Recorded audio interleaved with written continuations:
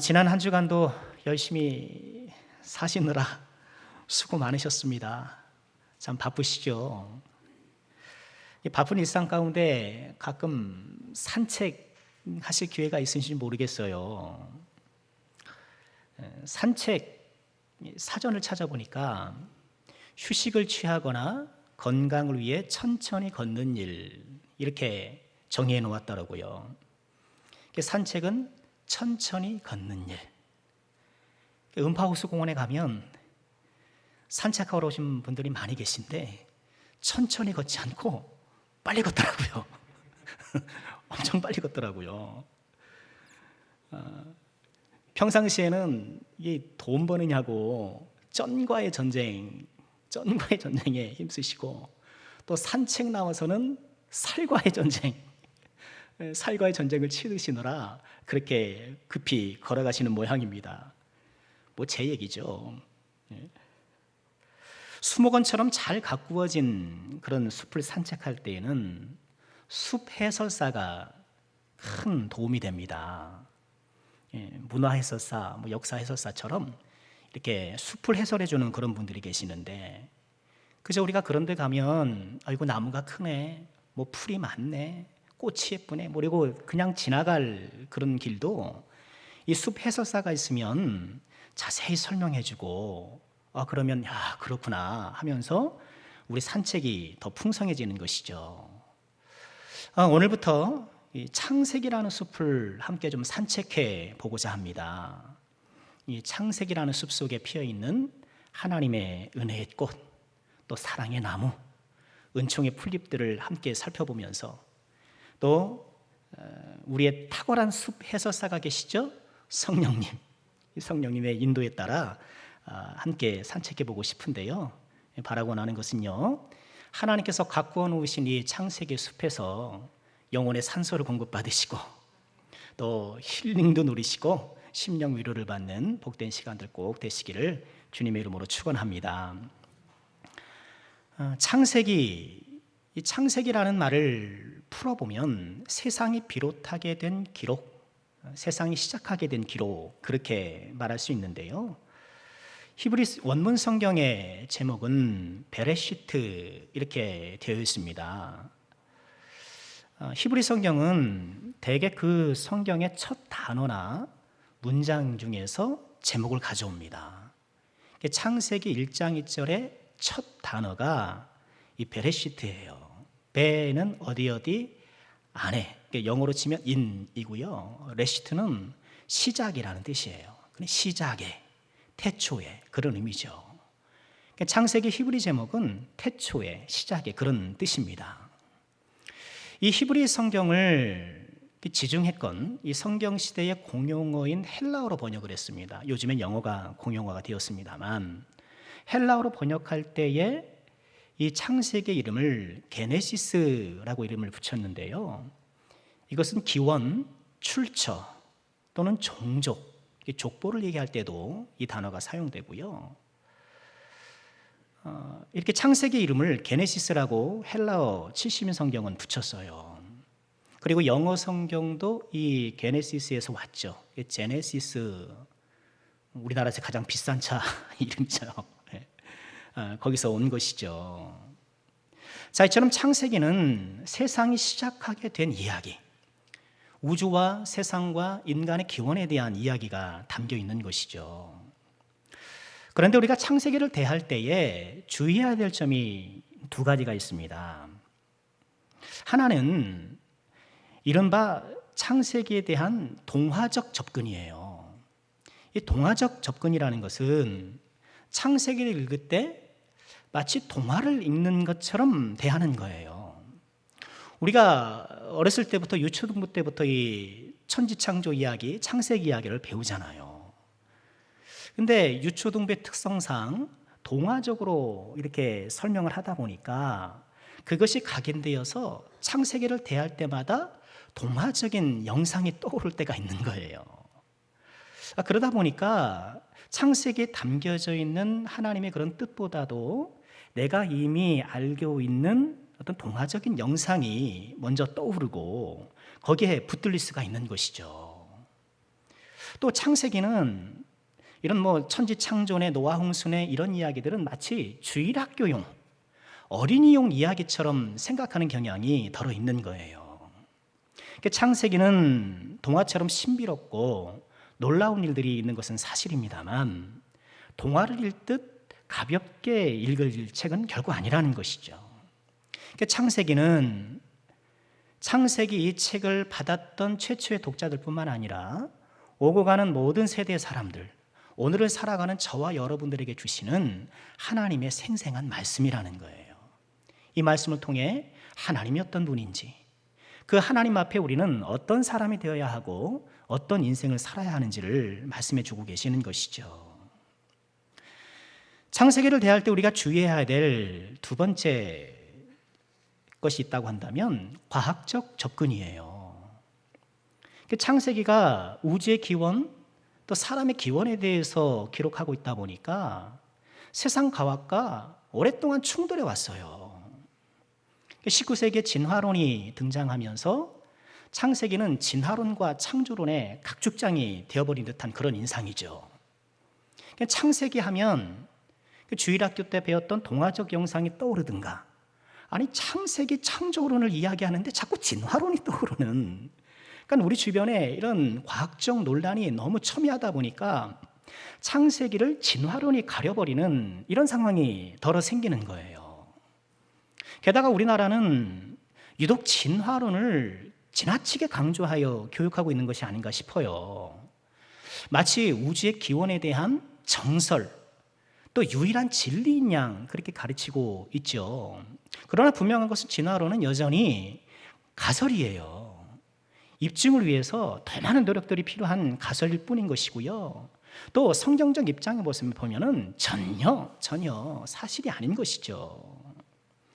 우리 자녀들이 교회에서는 창조론을 배우고 학교에서는 진화론을 배우고, 그러니 그때 생각이 달라지고 마음이 달라지는 거예요. 창세기를 읽을 때마다 진화론이 떠오르고 그러면서 마음속에 혼란을 경험하는 것이죠.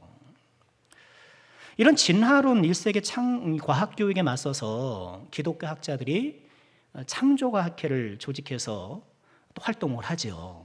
이 창조과학회는 창세기 말씀을 근거 삼아 창조를 과학적으로 입증해 보려는 시도예요. 창조과학회의 주장 가운데 하나가 이른바 젊은 지구론이잖아요. 창조과학자들은 이 창조의 연대를 창세기에 나와 있는 사람들의 나이, 연대 이런 것들을 추론해서 대략 이 우주와 지구의 나이가 6,000년 혹은 1만 년 전 것이다 이렇게 이야기를 해요. 그동안 과학에서는, 지금 세상 과학에서는 지구의 나이가 약 45억 년쯤 된다고 이렇게 얘기를 하잖아요. 그러니 아주 전혀 다른 그런 이야기죠. 이 45억 년이라는 이런 주장을 이 젊은 지구론에 대비해서 오래된 지구 창조론 이렇게 이야기하기도 하는데요. 이 창조과학회가 교회에 기여한 바가 적지 않아요. 진화론이 팽배한 이런 가운데에 창조의 과학적인 근거와 추론을 제시해 줌으로써 창조론을 그래도 믿을 만한 것이라고, 창조 믿음에 보탬을 준 것이 사실이에요. 저 또한 여러 번 창조과학회 세미나를 참여도 했고 또 강사를 초빙해서 수련회 때 청년들, 학생들에게 세미나를 열기도 했었거든요. 그러나 그렇다 하더라도 창세기를 과학적으로 접근하는 것에는 대단한 주의가 필요하고요. 왜냐하면 성경은 과학적인 책임에도 불구하고, 성경은 매우 논리적이고 과학적인 책임에도 불구하고 과학적 사실을 제시하기 위해서 기록된 책은 아니기 때문에 그래요. 이 성경을 가지고 과학하라고, 이것 가지고 과학적 연구를 하라고 기록해 둔 것이 아니기 때문에 과학적 접근에는 한계가 있을 수밖에 없는 거예요. 실제로 현대의 과학적 발견, 여러분 창조과학회 사람들이 기독교 신자인 것은 분명한데 그러면 그 외의 사람들은 다 불신자고 무신론자입니까? 그렇지 않죠. 창조과학회 소속이 아니어도 기독교 또 크리스찬 과학자들이 많이 있거든요. 근데 이런 연구 결과를 주장하는 바가 현대 과학적 이론과 상충하는 부분들이 많이 있는 거예요. 예컨대 그런 거죠. 요새 우주에서 어떤 별을 발견한다고 했을 때에 그 별이 뭐 수억 년, 수십억 광년에 떨어져 있는 별이다 그러잖아요. 그러면 그 별빛이 우리 지구까지 오기까지가 뭐 수억 년, 수십억 년인데, 그렇다고 한다면 우주의 나이가 6,000년에 불과하다는 주장이 이게 선뜻 납득하기 어려운 거거든요. 더 많은 연구와 더 많은 것들이 좀 필요한 것이 사실이에요.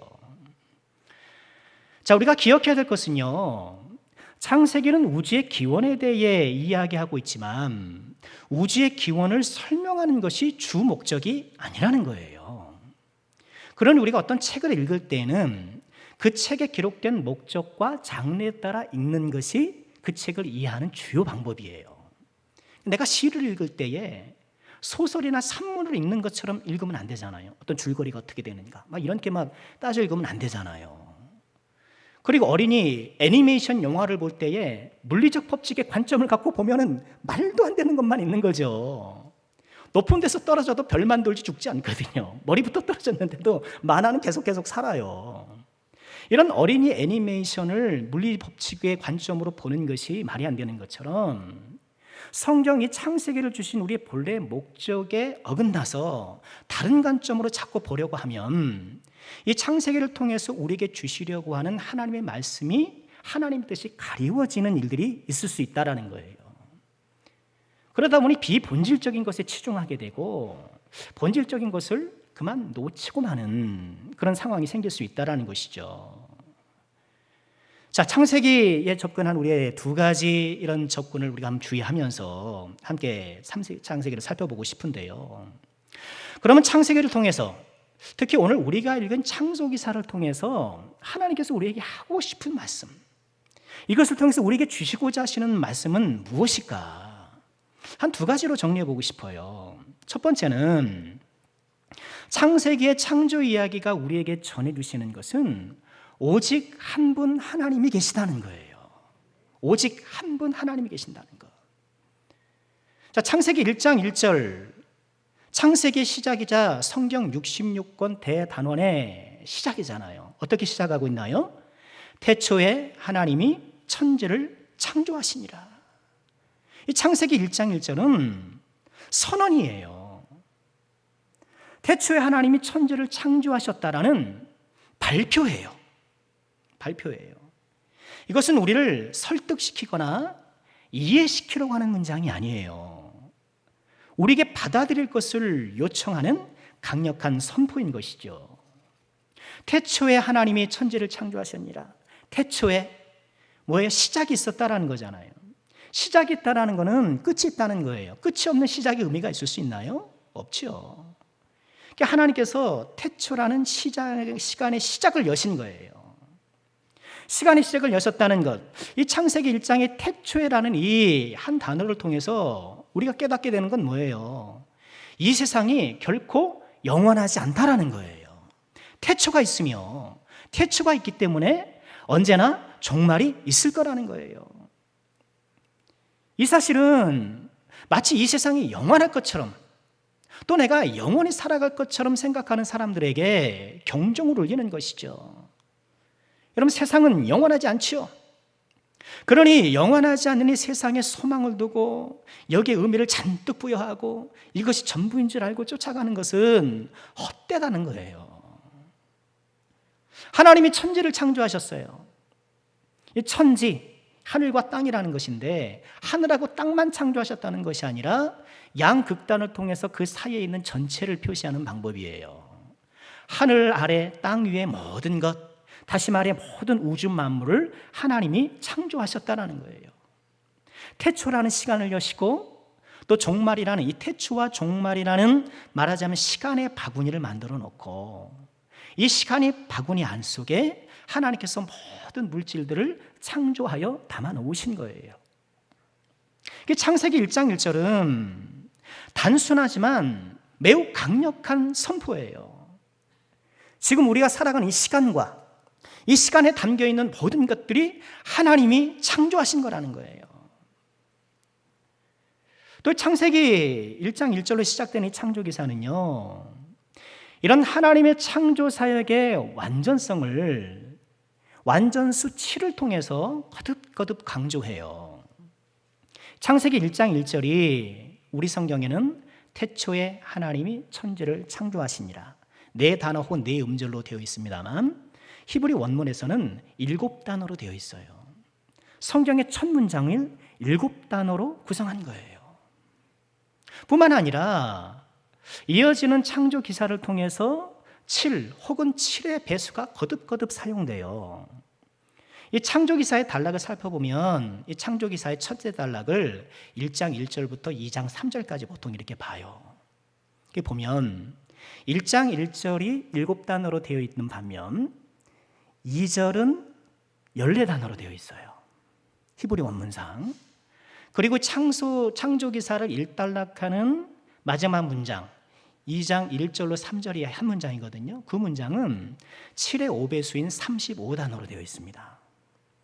우리 이 단락에서 하나님이라는 단어가 35회 등장하고 땅과 하늘이 각각 21회, 다 7의 배수죠.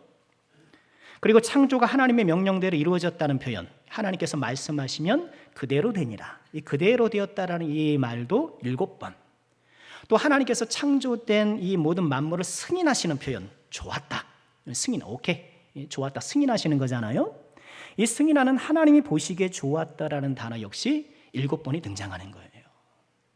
즉 창세기는 1장 1절의 강력한 선포, 그리고 완전수 7의 혹은 배수를 거듭거듭 사용함을 통하여서 하나님이 홀로 한 분이시오, 하나님께서 이루신 모든 창조 사역이 완전하다라는 것을 이렇게 계속 강조하고 있는 거예요. 그러니 누구를 바라보라는 거예요? 모든 이 시간과 모든 만물을 창조하신 이 한 분 하나님만 바라보라는 것이 이 창세기 창조 이야기의 주요 주제인 거예요. 또 우리는 이 창세기를 읽을 때에 창세기가 모세오경에 속했다라는 것을 잊지 말아야 해요. 모세오경 잘 아시죠? 창세기, 출애굽, 레위기, 민수기, 신명기잖아요. 모세오경은 모세가 기록했습니다. 언제 이 기록을 완수했을까요? 40년 광야 생활을 마치고 우리 오후마다 신명기 말씀을 나누는데 요단을 건너기 전 모압 평지에서 이 모세오경을 완결해요. 이 모세오경을 기록한 목적이 뭐겠어요? 왜 이것을 기록했겠습니까? 지금 이스라엘 백성들이 40년 광야 방랑을 마치고 요단을 건너 가나안으로 들어가는데 그 가나안에 들어갈 때에도 오직 하나님만 섬기도록 모세오경을 기록해 놓은 거예요. 모세오경이 5 책을 통하여서 세상이 어떻게 시작되었는지, 특히 너희 이스라엘 민족들이 어떻게 시작되었는지, 어떻게 구원받는지, 그리고 그 일련의 과정 속에서 하나님께서 우리에게 주시는 요청의 율법들이 무엇인지를 다시 한번 깨닫고 그것을 기록함을 통하여서 확고한 믿음을 갖고 하나님만 섬기는 삶을 살도록 기록한 것이에요. 이스라엘 백성들이 들어갈 가나안에는 수많은 신들이 있죠. 다실론이잖아요.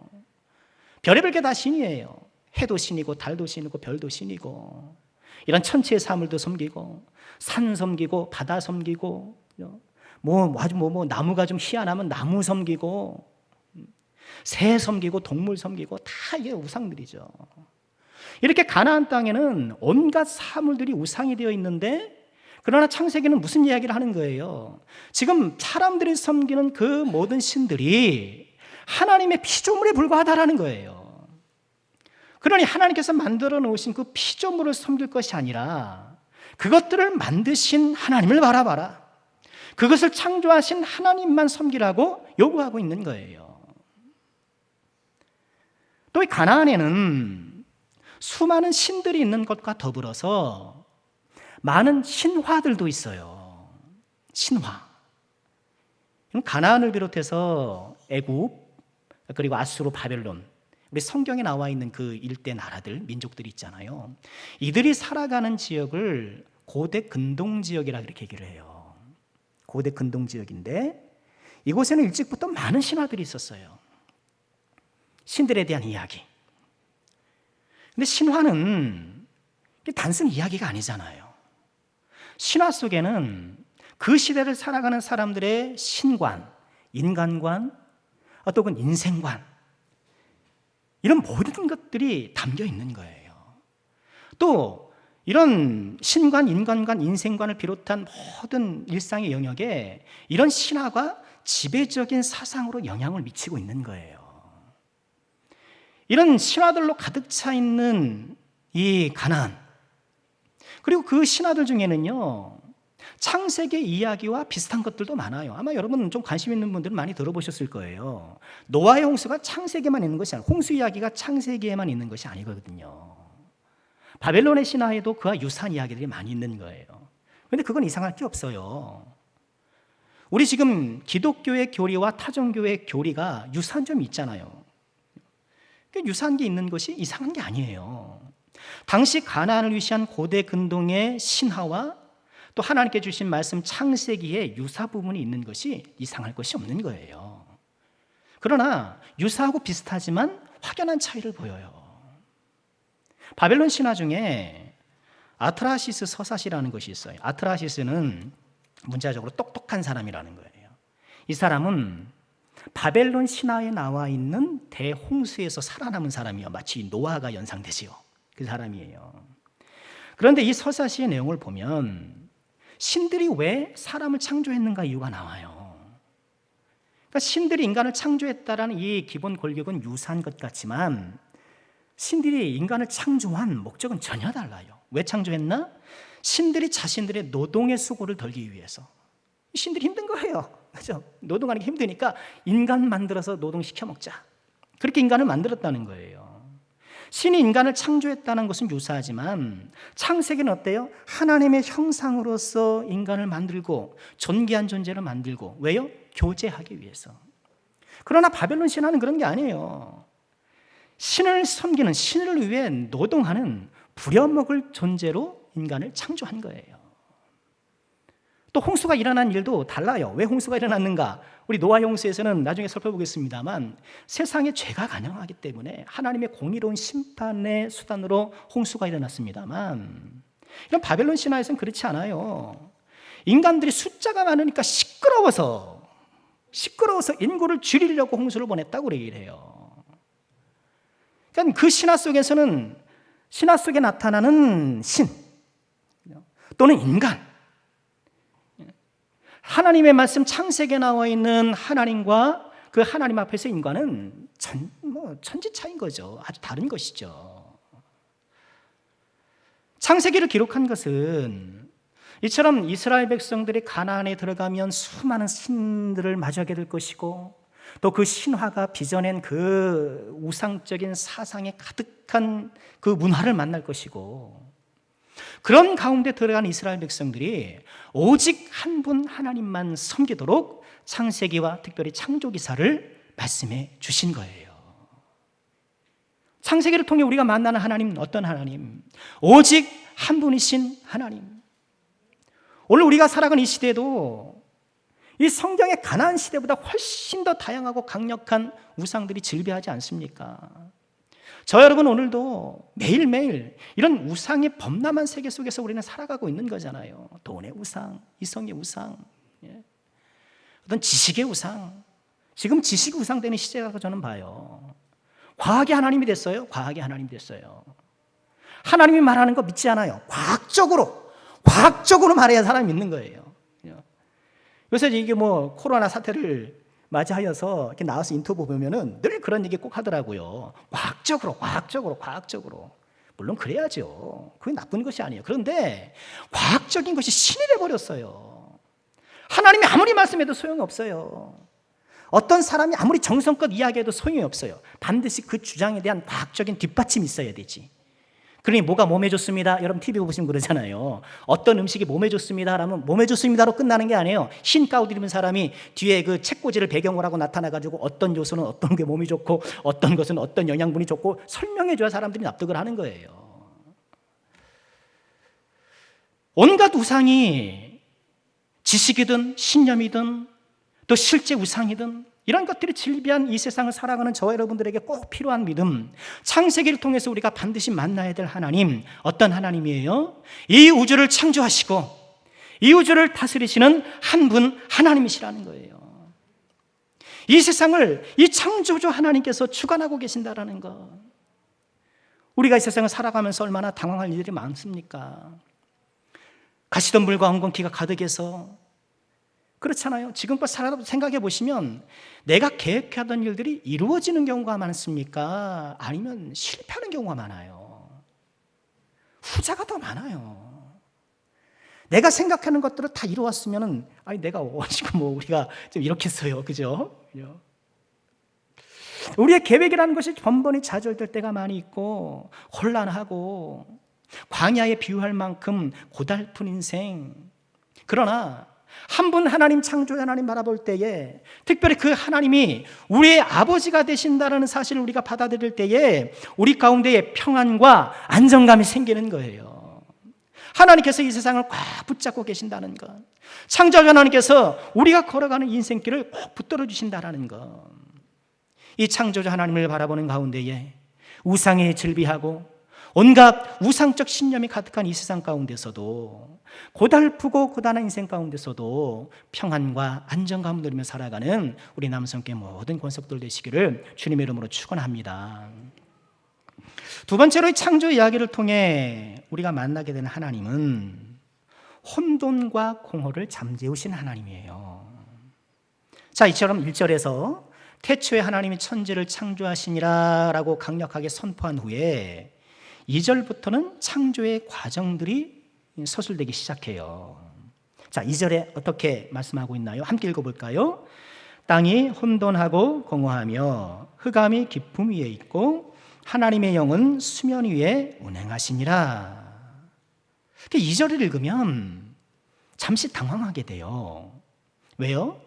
2절에 뭐가 등장합니까? 땅이 등장하고 하나님의 신은 수면, 물이 등장하고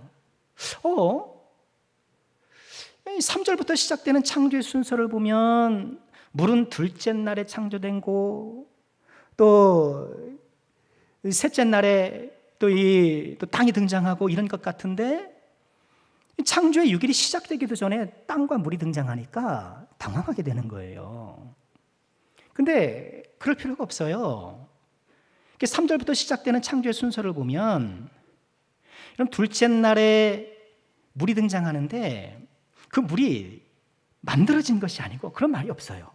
만들어졌던 말이 없고 이미 있던 물 가운데 궁창을 내셔서 궁창 위의 물과 아래 물을 나누셨다 이런 말씀이 있어요. 또 셋째 날에 땅에 대한 이야기가 나올 때도 마찬가지예요. 땅이 더러운 빛이 있으라 하는 것처럼 땅이 있으라 이런 말씀을 하신 적이 없고요. 묻히 드러나라 라고 말씀을 하셔요. 그러니까 이미 존재한 것이 감췄던 것들이 드러난 것처럼 이렇게 말씀을 하셔요.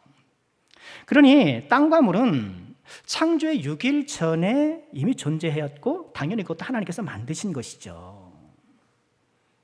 하나님의 첫 번째 창조 명령 빛이 있으라 하기 전에 땅이 혼돈했고 공허했다. 오늘 말씀 그렇게 말하는데요.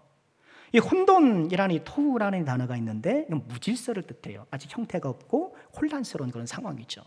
공허라는 이 단어는 역시 공허인데 비어있다라는 거예요. 좀 말씀을 또 잠시 살펴보면 흑암이 깊음 위에 있다라고 했는데 이 흑암이 어두움이 아직 빛이 없는 상황이니까 당연히 어두움이 깊음, 이 깊음이라는 것은 깊은 물이라는 뜻인데 깊은 물 위에 뒤덮여 있다. 공동번역은 그렇게 좀 알기 쉽게 번역을 했어요.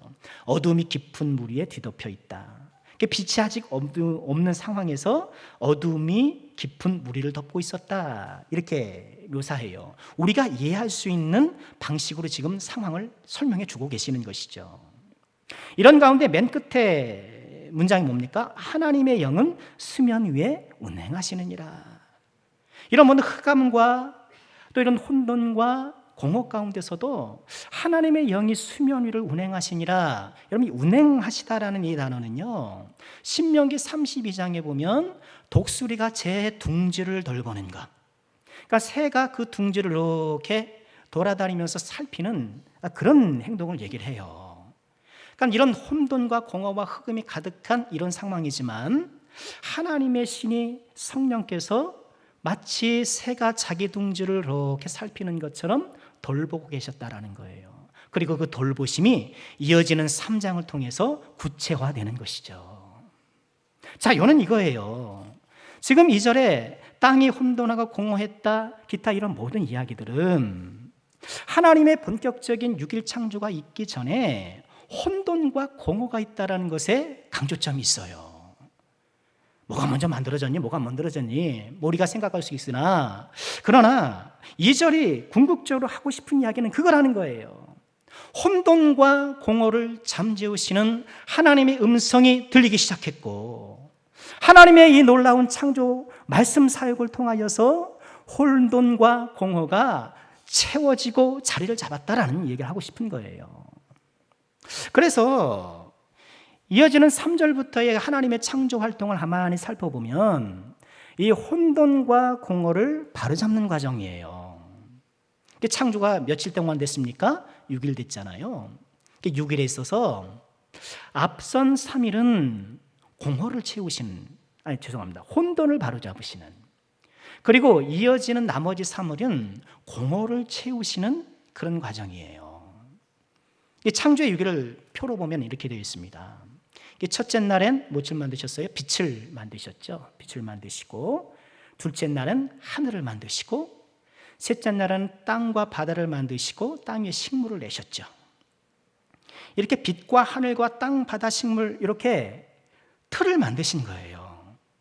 말하자면 우리가 식탁 위에 접시를 세팅하고 그 위에 음식을 담는 것처럼 하나님께서 빛과 하늘과 땅, 바다, 식물을 세팅해 놓고 그 안에 이제 채우기 시작하는 거예요.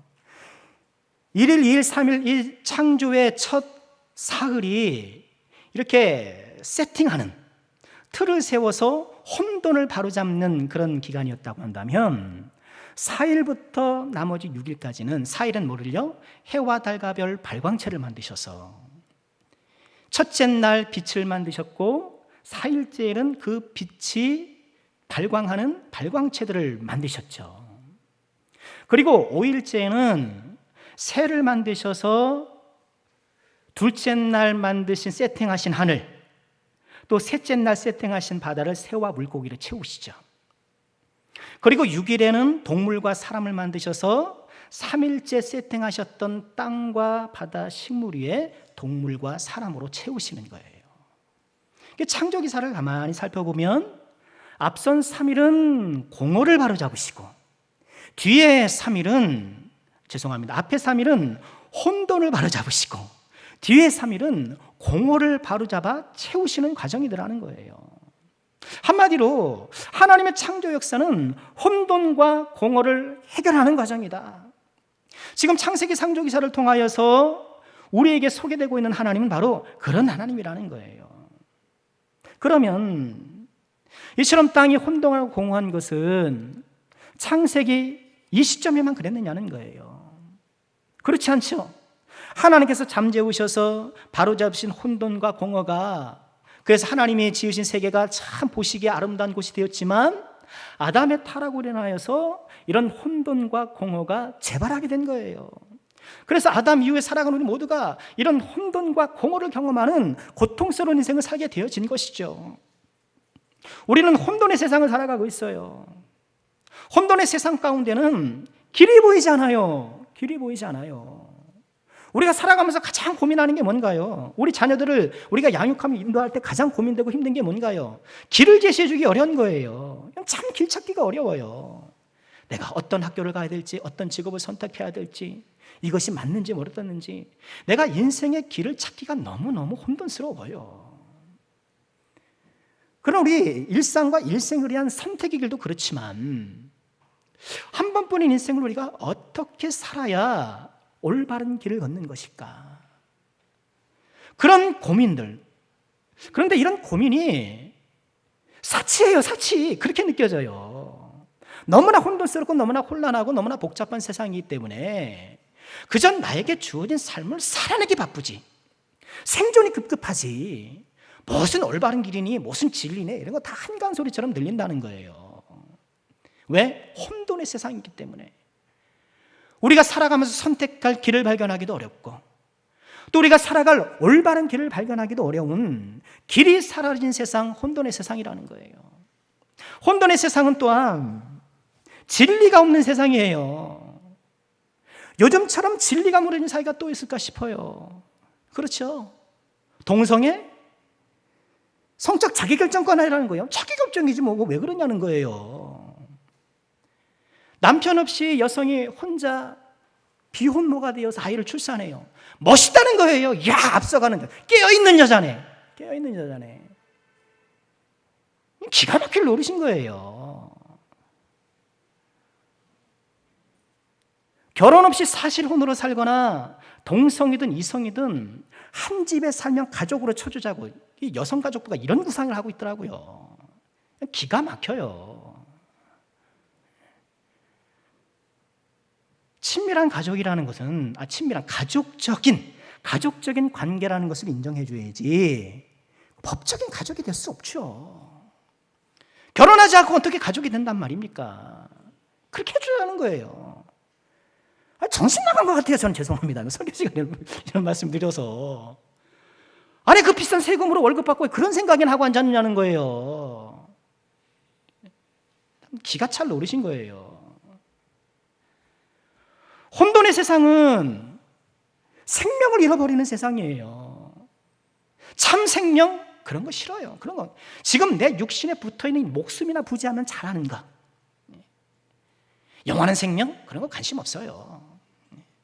지금 이 생명이 전부이고 이것 하나가 잘 간수하면 성공하는 것. 그래서 거기에 몰두하며 살아가는 것. 혼돈의 세상에서는 길이 없고 혼돈의 세상에는 진리가 무너지고 혼돈의 세상에는 생명이 무시당하는 거예요. 혼돈의 세상이에요. 또한 우리는 공허한 세상 살아가잖아요. 전도서를 시작하면서 무슨 말씀을 합니까? 헛되고 헛되며 헛되고 헛되니 모든 것이 헛되도다. 오중의 헛됨을 통하여서 세상의 헛됨을 이야기하잖아요. 문제는 세상이 공허하다는 것을 모르고 살아가는 것. 세상이 공허함에도 불구하고 공허한 줄 모르고 살아가는 것. 눈에 보이는 것이 전부인 줄 알고 눈에 보이는 것이 전부래요. 눈에 보이지 않는 것, 안 보이는 거 왜 신경 쓰냐는 거예요. 안 보이는 거. 바보 아니야? 눈에 안 보이는데 그걸 왜 신경 써? 보이는 거나 신경 써. 그게 똑똑한 거야. 보이지 않는 세계, 영적 세계, 하나님 그런 건 신경 쓰지 말라는 거예요. 네가 네 인생의 주인이야. 네가 선택해. 너를 위해서 살아. 세상은 계속해서 우리를 가르치는 거예요. 공허를 보지 못하고 이 영혼의 빈 구멍, 이 영혼의 공허를 바라보지 못하고 보이는 것에 치중해서 남들보다 더 많이 가지면 내 통장 잔고가 가득하고 또 내 부동산 목록이 가득하면 내 인생에 가득한 줄 알고 내 인생에 가득 찬 인생인 줄 알고 그것 붙들고 살아 거기 쫓아가며 살아가는 거예요. 혼돈과 공허 인생 속에서 우리가 다 거기에 지금 휩쓸려서 예수를 믿음에도 불구하고 우리가 이런 세상에 혼돈과 공허에 물들어가지고 우리가 그렇게 살아가기 쉬운 거예요. 이런 혼돈과 공허 인생을 살아가는 우리들에게 누가 소망이 되시는가? 누가 소망이 되신다는 거예요? 창조주 하나님. 오직 한 분 창조주 하나님께서 혼돈과 공허로 가득한 이 세상에서 고통하는 우리를 구원해 주시고 우리에게 길을 주시고 우리에게 진리를 주시고 우리에게 생명을 주시고 우리 인생의 진정한 체험을 경험할 수 있도록 인도해 주신다는 거예요. 창세기는 지금 그 하나님을 바라보라는 거예요. 여러분 지금 인생이 어떻습니까? 혼돈한 시절을 맞고 계시지 않나요? 뭔가 복잡한 인생 싸다운에 인간관계 때문에 잠 못 자고 한숨 나고 그런 고단한 하루하루를 살아가고 계시나요?